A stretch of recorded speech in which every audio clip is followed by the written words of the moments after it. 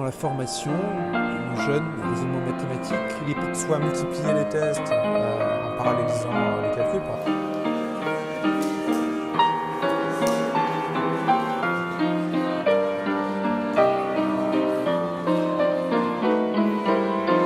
Bonjour Juliette Venet.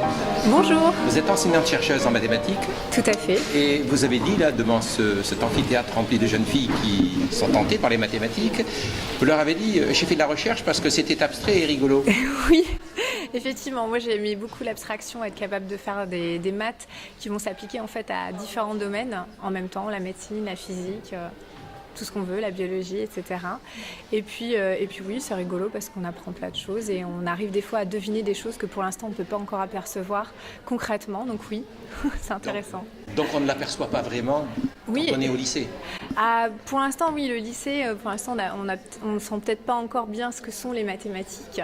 Il faut aller un petit peu plus loin, en fait, pour certainement se rendre compte du cadre et de la beauté des mathématiques dans leur ensemble. Alors, à part le fait que ce soit rigolo, est-ce que vous pensez que les mathématiques ont un avenir en termes professionnels pour les jeunes filles? Ah, tout à fait. Alors pour les jeunes filles et pour les garçons, d'ailleurs, les mathématiques n'ont en fait finalement pas assez d'élèves, il faut le dire, que ce soit donc en enseignement, en recherche ou en fait en ingénierie, on a besoin énormément de bras et pour l'instant, il est forcé de constater qu'on n'en a pas assez. Donc oui, il y aura beaucoup de débouchés dans beaucoup de voies différentes. Mais on dit c'est difficile, les élèves au lycée disent des maths c'est difficile, je choisirais peut-être autre chose que faire des mathématiques, que leur dites-vous?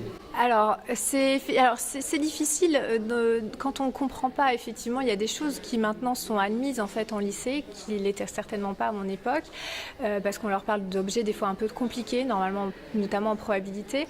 Il faut savoir que s'ils font des études mathématiques, là on va tout leur réexpliquer et en fait ils vont comprendre comment tout s'emboîte et là effectivement quand on s'accroche, voilà, on s'aperçoit que non, c'est pas si compliqué que ça quand on a vraiment tout construit de A à Z. Et vous, votre avenir mathématique, vous le voyez comment? Moi, je vais continuer ma petite situation d'enseignant-chercheur en université, donc moitié enseignement, moitié recherche. Merci.